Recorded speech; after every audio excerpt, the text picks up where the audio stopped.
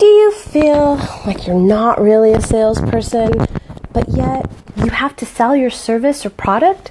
Well, if that's you, you're in the right place, because that is what we are talking about today. How to have a sales attitude when you really don't know how to do that. Welcome everyone, welcome replay viewers. Thank you so much for coming on in and joining us today. We are glad you are here. Welcome to Coffee Chat with Danny. This is where we give tips, tools, and motivation to help you become the best possible version of you so you can take your business to the next level. My name is Danny, and for those of you that don't know me, I am a performance improvement consultant, helping entrepreneurs and small businesses grow the skills that they need to take their business to the next level. You see, we often work on all these other things and we forget to work on ourselves. So that's what I'm here to do for my clients, and I am extremely excited to be here to talk about sales attitude. All right, so if you know someone who could use this information, I invite you to share this out to them, tag them below. And as you're coming in, even if you're on the replay, let us know who you are down below and where we can find you online. All right, so let's get started because we've got a lot to talk about today. So first off, having a sales attitude, 90% of it is mental. It's a mental game that you have to play with yourself. People say all the time, I hear a lot of people come to me and they're asking me questions about stuff, and a lot of the time it's a mental game for them. They think they can't talk about sales, they don't want to self-promote themselves, or they just don't know how to do it.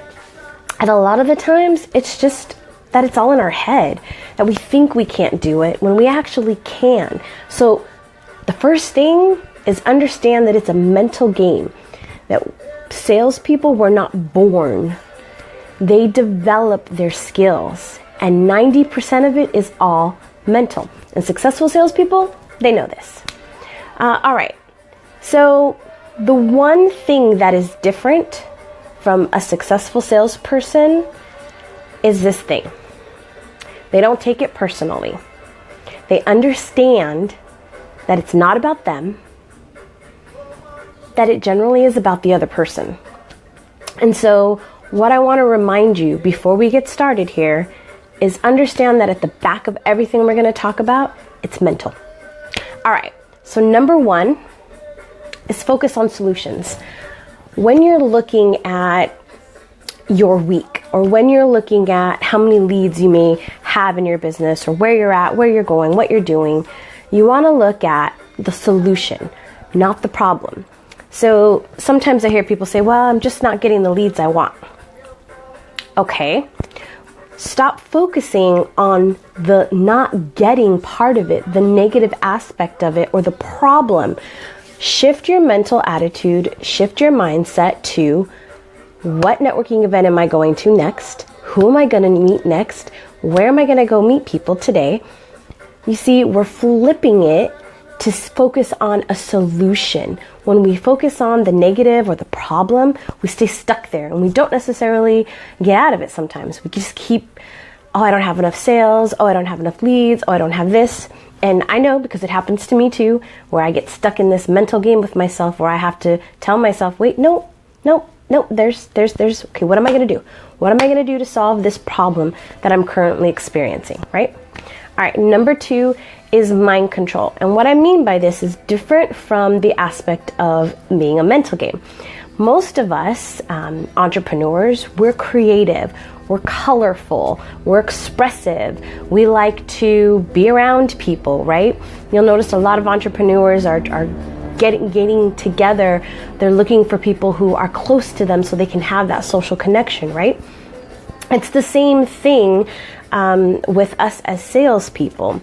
We're visual. We want to see things. We want things to be, visually expressed to us. And so if that's you, then what I'm going to recommend is put your sales, put your leads, put whatever it is that you want to do better at, or to get better at, or what you're focusing on, put that front and center at what you're doing. for me, I have on my wall behind where my computer is, it has all the different business cards of people that I've connected with. And they're kind of grouped by, where I'm focusing with, where my clients are, where my potential clients are, where people that I may be collaborating with or working on for something.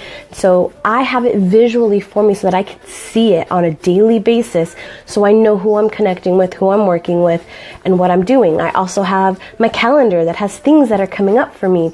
It's very visual for me. I need to see it. I have a board that has the number of clients that I want to get, or people that I want to sign to a particular program or something. And I have that up visually so that I can see it. And as I get one, I cross it off and move on to the next one. That is you. If you are somebody who's visual, who needs that expression, I highly recommend you try that. Number 3, learn new skills. You see, you may not have the skills right now to be a successful salesperson. Now, I did say it's 90% mental. 90% is just getting over ourselves. But that 10% is those skills.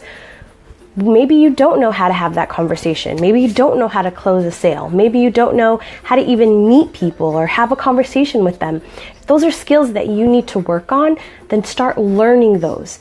You see, when we're learning, we're growing, we're moving, we're creating momentum. And that momentum is what's going to spark our creativity, spark our energy, and now we're trying things, right? So if you went to a course, if you went to a seminar, if you went to something that taught you some skills about sales or about a skill that you may be lacking in, and now you have this new skill, you go out and try to apply it, right? You're testing it, you're seeing how it works.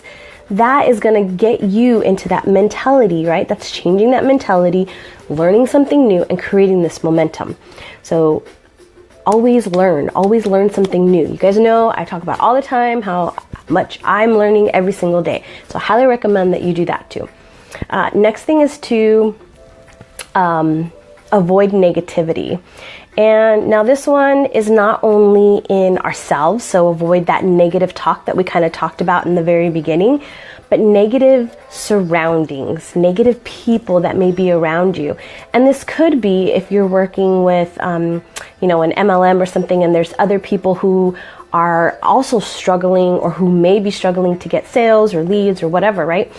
They may be in this kind of situation where they're constantly complaining about their leads or complaining about this not being the right time, or people just aren't buying, and they're all very negative. Well, that is going to transfer on into you. That's going to give you that thought of, oh yeah. Even if you're trying, being around those people who are constantly negative, who are constantly coming at you with their negative thoughts, that's going to drain you. And it's gonna shift you as well. You're gonna get into that low vibration that they're in, and you're not gonna want to do what you need to do. Yesterday I talked about, your thoughts create a feeling, your feeling creates the action, and the action creates the result. So if your thoughts are now turning to what they're thinking, and then you're starting to feel bad about yourself, then your actions, what are they gonna do? Nothing, right? And you're gonna stay right where you are, not getting those leads, not getting those sales. So the next thing is to be comfortable with no. We say no all the time, and I think a lot of the times we tend to take it personally. They didn't like us, they don't like my product's not good enough, and we get down into this, again, negative attitude, negative vibration, negative thoughts. So know that no is going to happen, and it's probably going to happen 100 times, right? Before you finally get that one yes. So what do you got to do? You got to keep meeting people. You got to keep asking people. You got to keep talking to people. One of the things that kind of switched my mindset when I was thinking about no and when people say no to me is 3 things first. When somebody says no, it's generally 3 things. No, it's not the right time for them. No, because they need more information. They're not sure of something. They're confused, they're questioning, so maybe they need more information. And number 3, maybe it's just not a right fit. Maybe it's not the right product, maybe it's not the right service, and that's okay. You got to figure out which one of those three it is, and then kind of figure out how to resolve it in some way. But don't take it personally. So I heard this example and I absolutely loved it. when we go to, let's say we need a new sweater because it's cold outside, the winter started, and we need a new sweater, right? And we go to the store and we buy a sweater, and we only buy the sweater even though there's that cute matching shirt next to it, or those cute pants next to it, or those boots maybe, right? We don't buy those things. Now, are those things upset with us because we didn't buy them? Because we said no to them? No. No. The cashier is not upset with us, right? Because we didn't buy the other things? No, it just simply wasn't the time for us to buy it at that time, or it's not the right shirt for us, it's not the right color, whatever, right? We say no all the time, and it's not that we're trying to attack somebody, just simply not right. So realize that a no is simply a no, and there's kind of 3 ways that can happen. Figure out which one it is and move forward. All right, next we have the very last thing. Now, this one is probably one of the most important things that I learned as I trained many salespeople in my organization. And here's the thing. You've got to be coachable. Coachable people are the ones that will be successful. And here's why. If you look at our professional athletes, our sports athletes, Olympians, who do they have right next to them every single day working with them? A coach. And why do they have a coach? They have a coach because they know that they can't do it on their own. They need somebody to give them feedback. They need somebody to help them hone their skill. They need somebody to be there to say, hey, make this slight adjustment. Because we can't always see what we're doing. We can't see what we're doing wrong sometimes. Sometimes we can't even see what we're doing right. And so we need a coach. We need somebody by us to say, hey, you're doing this great. I really like how you're doing this. You might want to shift this a little bit over here though. That is how we get better. That is how we grow. And that is the most important thing when you are in sales, is be coachable. First off, have a coach. I know there's a lot of coaches online these days. And if they are not providing you feedback on a regular basis, go look for another coach. Because a coach is not just there to provide you information. They're there to help guide you, to help provide feedback for you. And that's what they should be doing. So if they're not, go look for another coach. All right. The last thing I want to talk about is even if you don't have a coach right now, and I highly recommend that you do have one, but even if you do or you don't, every single presentation that you do, whether it's a sales presentation, where it's going to a networking event or an interaction with people, maybe it's an email you're going back and forth with, or you're associating yourself with somebody, do 2 things. First, you want to take just 5 minutes and write down everything that you liked about that interaction. And when you first start this, if you've never done this, it can be kind of hard because you're like, I didn't do anything right? You automatically want to say you didn't do anything right. And you did do something right. Even if it's something really, really small, you did do something right. So write down what you did right. And then on the other side of the paper, write down those areas that you could improve. And think about the ways that you can improve it. This is important. Even if you just take 5 minutes and do this after every single interaction, you'll get better and you'll be much more confident the next time you enter that next meeting, and you'll have that sales attitude that you're looking for. All right, so those are the 6 or so ideas around how to have a sales attitude and go out there and get those sales. So your action item for today is, if you've been delaying contacting somebody, or if you're focusing on that negative aspect of I don't have enough leads, it's a brand new month. It is March 1st. It is time to set some goals for the month and go after them. So I want you to take a moment, and I want you to get your mental game in control.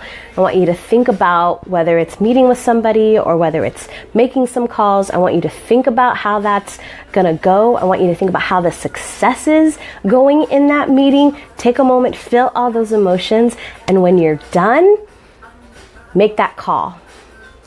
Go have that sales presentation. Go meet that person, email them, whatever it is. go and do it.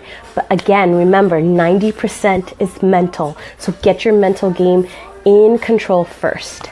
All right, so quick announcements. If you have not already, join the Empowered Women Achieving Success Facebook group. We would love to have you. We're female entrepreneurs growing our businesses together. We're supporting, growing, holding each other accountable. And this Thursday, so tomorrow, I will be doing a masterclass on Strategies 101, on why you need strategies and kind of how to set them. Tomorrow, we'll be back with another coffee chat talking about assumptions that you make with your potential clients. And last but not least, next week, coffee chat is going on vacation. We are taking a break. I'm taking a much needed relaxation vacation. So I will see you guys tomorrow morning. And again, if you are looking for a coach or your coach isn't providing you feedback, I would love to work with you and to help you get those skills in order so you can be the salesperson that you know you can be. All right, everyone, have a great day, and I'll see you tomorrow. Remember, be you and be amazing. Bye.